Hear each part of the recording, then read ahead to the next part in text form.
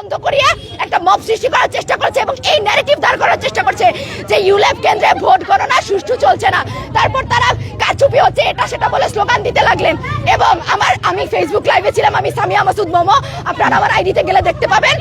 Facebook লাইভে থাকাকালীন সময়ে এলইডির পেছনে তার টানাটানিরত অবস্থায় গলায় কাঠ ঝোলানো এবং ক্যামেরাওয়ালা একজন সাংবাদিককে আমি এবং ওইদিকে মুহসিন হলের অনেক ভাইরা ছিলেন বা অন্য হলের ভাইরা ছিলেন, তারা টেনে বের করেছি।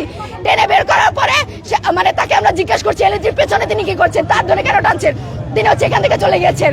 এর মানে তিনি চলে যাওয়ার কিছুক্ষণ পরে তিনি এখান থেকে বের হয়ে আসার সাথে সাথে এলইডি অন হয়ে যায় এবং ছাত্রদল মনোনীত ভিভি প্রার্থী আবিদুল ইসলাম খান তার মব ক্রিয়েট করা শেষ করে মিছিল টিছিল শেষ করে চলে যান। এখন আপনারা পুলিশের সামনে অবস্থান নিয়েছেন কেন?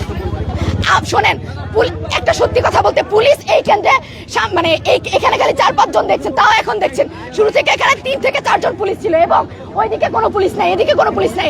আপনারা হয়তো যমুনা টিভি হয়তো লাইভে গিয়েছিল, আপনারা দেখিয়েছেন আমরা সকল প্রার্থীরা, কোনো নির্দিষ্ট প্যানেলের নয়, হল সংসদের সকল প্যানেল, সকল স্বতন্ত্র সব প্রার্থীরা এখানে বসেছিলাম।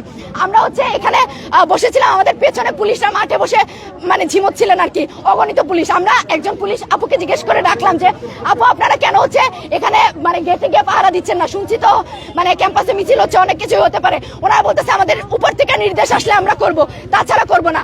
এখানে আবিদুল ইসলাম খান যখন আসলেন, যখন এত এত লোক মব ক্রিয়েট করার চেষ্টা করলো, পুলিশ এখানে নীরব দর্শকের ভূমিকা পালন করেছে। পুলিশ ছিলই না, পুলিশরা দুই পাশ থেকে সরে গিয়েছে। আমরা প্রার্থীরা যারা আছি, হল সংসদের সকল প্রার্থীরা এখানে ছিলাম।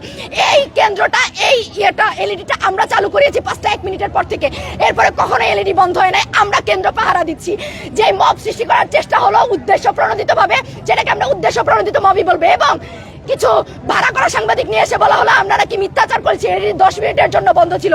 এমন মিথ্যাচার করে মব সৃষ্টি করে কেন্দ্রের ভেতরে ঢোকার চেষ্টা করা হচ্ছিল বারবার।